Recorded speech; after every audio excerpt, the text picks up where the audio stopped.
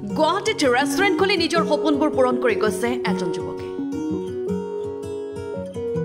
দেউতাকৰ সপোন আছিল যুৱকজনে গান গোৱাটো। মই একচুৱেলি সৰুৰ পৰাই গান গাই ভাল পাইছিলোঁ। মোৰ দেউতাই মানে এইবিলাকৰ লগত অলপ জড়িত আছিলে। দেউতাৰ কাৰণে মানে দেউতাৰ সপোন এটা আছিলে মই গান গাম, গুৱাহাটীত ওলাই আহিম। সেইবাবে গান শিকিবলৈ গুৱাহাটীলৈ বুলি ওলাই গৈছিল যুৱকজন। মই একচুৱেলি 2012 চনত গুৱাহাটীলৈ ওলাই আহিছিলোঁ। মই মিউজিকৰ কাৰণে ওলাই আহিছিলোঁ। মানে গান গোৱাৰ বহুত হেঁপাহ আছিলে। গুৱাহাটী ষ্টেট মিউজিক কলেজত মই এডমিশ্যন লৈছিলোঁ তেতিয়া। ঢকুৱাখনাৰ পাৰ্থ সন্দিকৈ নামৰ যুৱকজনৰ সংগ্ৰামৰ কাহিনী এয়া। টকাৰ অভাৱৰ বাবে গান এৰি পাৰ্থ সন্দিকৈ গুৱাহাটীতেই আৰম্ভ কৰিলে সন্দিকৈ পৰ্ক নামেৰে এখন ৰেষ্টুৰেণ্ট। মিউজিক লাইনতো আছিলোঁৱে তেতিয়া, কাম কৰি আছিলোঁ। বহুত মানে সেই লাইনত পইচা পাতি যি দেখিছিলোঁ বহুত পইচা পাতিৰ প্ৰয়োজন হয়। মানে এটা গান বনাবলৈ আপোনাৰ 30-40 হাজাৰ টকা লাগে। আৰু তেনেকৈ ইনভেষ্ট কৰিছিলোঁ মিলাই মেলি। ঘৰৰ পৰা মায়েও তেনেকৈ মা দেউতাই দিছিলে বাৰু মিলাই মেলি। তেনেকৈ 2-3টা কাম কৰাৰ পাছত মানে এটা গানততো পটককৈ মানুহ এটা উঠি নাযায়। বহুত মানুহৰ পৰা মানে সেই সময়ত সেই তেনেকৈ পইচা দি পেলাই মানে বহুত ঠগনো খোৱা হ'ল। সেই আৰু দেউতা মানে ঢুকুৱা এবছৰমানৰ পাছত মই সৰুকৈ এখন আৰম্ভ কৰিলোঁ। দেউতাৰ সপোন আছিলে, মোৰ সপোন আছিলে। সেই আৰম্ভ কৰি মানে বিভিন্ন সমস্যাৰ মাজে আৰু এনেকৈ চলাই আছোঁ এতিয়া।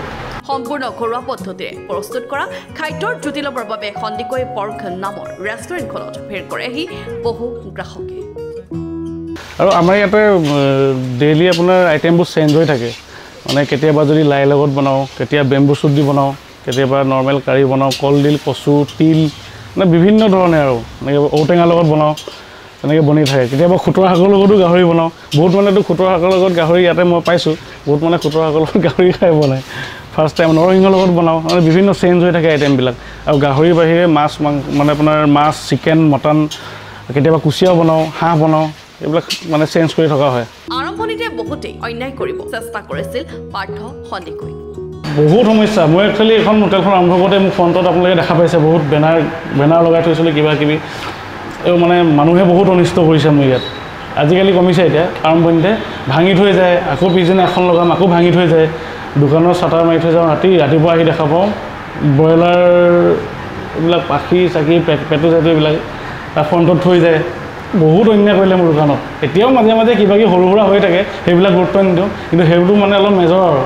এদিনটো আমি ফ্ৰণ্টত আপোনাৰ এটা বেগ ৰাখি থৈছে দোকানৰ ফ্ৰণ্টত। তাতে পূৰা তেজ লাগি আছে। ৰাতিপুৱা আহি পাইছোঁ চাটাৰ খুলিব, তেজ লাগি আছে, মাখি পৰি আছে, বেগটো বান্ধি থোৱা আছে। ভয় লাগিব নহয় টাইমত। আজিকালি কিমান কি ঘটনা ঘটি থাকে। তাৰ বেগটোত কি আছে চাইছোঁ, একদম পূৰা মানে ছাগলী পেটু, ব্ৰইলাৰ পেটু তেনেকুৱা 1 কিলোমান ৰাখি মেলাই থৈ গৈছে। এনেকুৱা পৰ্যায়লৈকে অন্যায় কৰিছে। বেনাৰ চেনাৰবোৰতো ভাঙিছেই।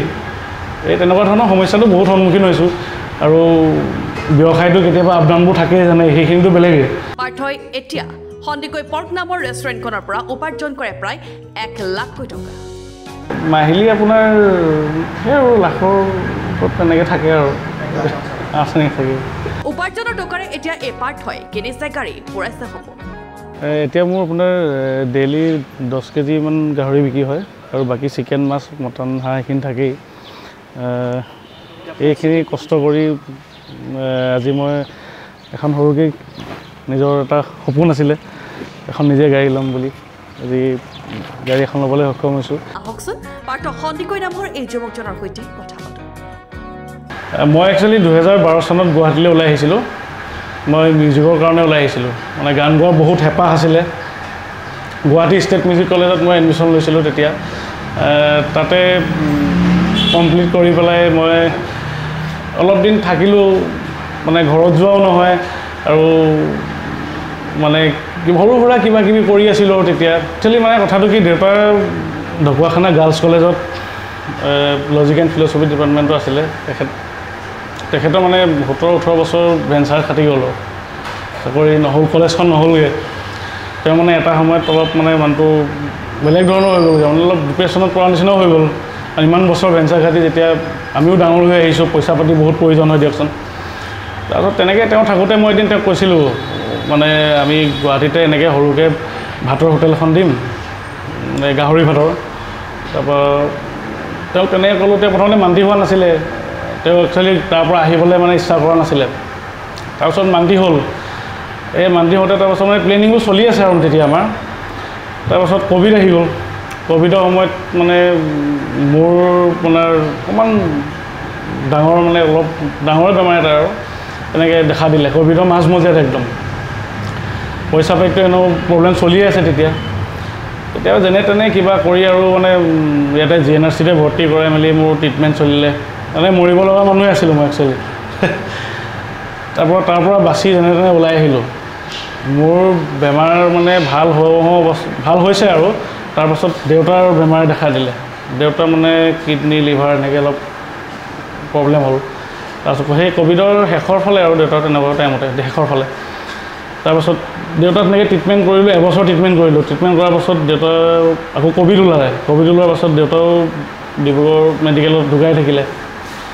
তাৰপৰা সেই মানে হোটেলৰ সপোনবোৰ সেই তেনেকৈ ক'ভিডো আহিলে আকৌ সেইবোৰ সমস্যা হৈ গ'ল দেউতাও ঢুকাই থাকিলে সেইবোৰ মানে তেনেকৈ থাকি গ'ল আৰু এতিয়া মানে ক'ভিডততো এটা পইচা পায় মানুহ এজন ঢুকালে দেউতাৰ পইচা এটা ওলাইছিলে সেই পইচা আছিলে অলপ তাৰপাছত মোৰো অকণমান কিবা এটা সৰুকৈ গোটাই মেলি তেনেকৈ জমা কৰা সেই পইচাই মই এখন আৰম্ভ কৰিছোঁ সেইবোৰ মানে মোৰ এনেকুৱা পৰ্যায়ও আহিছে মই এই কেইমাহমানৰ আগত মানে ব্যৱসায়টো বহুত ডাউন হৈ গ'ল মানে একচুৱেলি মোৰ ষ্টাফৰ অলপ প্ৰব্লেম হৈ গৈছিলে মাজতে তেতিয়া মানে মোৰ দোকানটো চলা নাই ভাড়া দিব লাগে আৰু ভাড়াটো বহুত ইয়াতে গুৱাহাটীত জানেই সেই আৰু মানে সমস্যাৰ অলপ তেনেকুৱা সন্মুখীন হৈছিলোঁ দোকান মানে বেলেগক দি দিয়া তেনেকুৱাও মানে পৰ্যায় আহি গৈছিলে মোৰ এটা সময়ত তাৰপাছত নিজে ভাবিলোঁ এদিন একদম ৰাতি টোপনি নহয় এসপ্তাহমানটো মোৰ টোপনিয়ে নহা হৈছিলে সঁচা কথা কৈছোঁ এসপ্তাহমান টোপনি নহা হৈছিলে মই দোকান এই বনোৱাৰ আগত মানে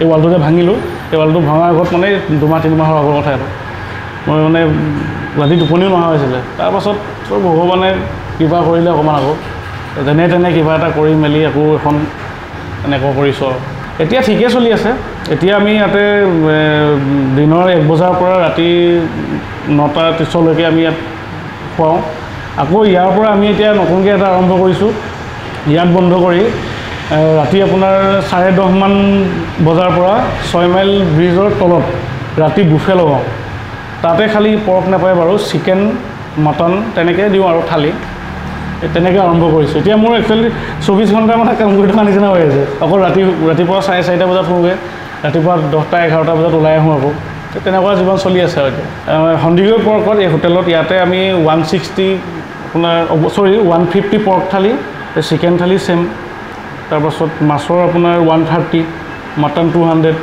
তেনেকৈ থালিবোৰ দি আছোঁ ইয়াতে আৰু 6 মাইলত য'ত আমি বুফে লগাই আছোঁ 6 মাইলৰ ব্ৰিজৰ একদম মাজমজিয়াত তাতে 100 আপোনাৰ চিকেন থালি আৰু ভেজ থালি 60 তেনেকৈ চলাই আছোঁ আৰু মটন থালি 150 এতিয়া ঠিক বেয়া বুলিও ক'ব নোৱাৰি ঠিকেই চলি আছোঁ ভগৱানৰ কৃপাত ৰাইজেও ভালকৈ মানে আঁকোৱালি লৈছে আমাক আৰু মোৰ একচুৱেলি গাহৰিটো মানে মেইন হিচাপে ইয়াতে মানে নামটো দিছে সন্দিকৈ পৰ্ক বুলি সেইকাৰণে আৰু বহুত দূৰৰ পৰা মানুহবিলাক আহে ভাল পায় খাই পেলাই ভালেই চলি আছে এতিয়া সৰু মানে একচুৱেলি কি হয় বেছি সৰুকৈ দিলেও মানে দামটো চাই অলপ দিবই লাগিব মানে মানুহেতো খাই অলপ ভাল পাব লাগিব ন মানে সন্তোষ পাব লাগিব মানুহে খাই পেলাই বস্তুটো খাই থাকোঁতে যে ভাবিব যে ইমান সৰু পিচ দিয়ে ইমানটো পইচা দিওঁ সেই ফিলটো যাতে নাহক যিমান পাৰোঁ মানে ৰাইজক দি আছোঁ আৰু তেনেকৈ মাহিলী আপোনাৰ সেই আৰু লাখৰ তেনেকৈ থাকে আৰু আছে থাকে মোৰ জীৱনৰ সমস্যা আহেই মই বিভিন্ন ধৰণৰ সমস্যা অকল এইখিনি বুলিয়ে নহয়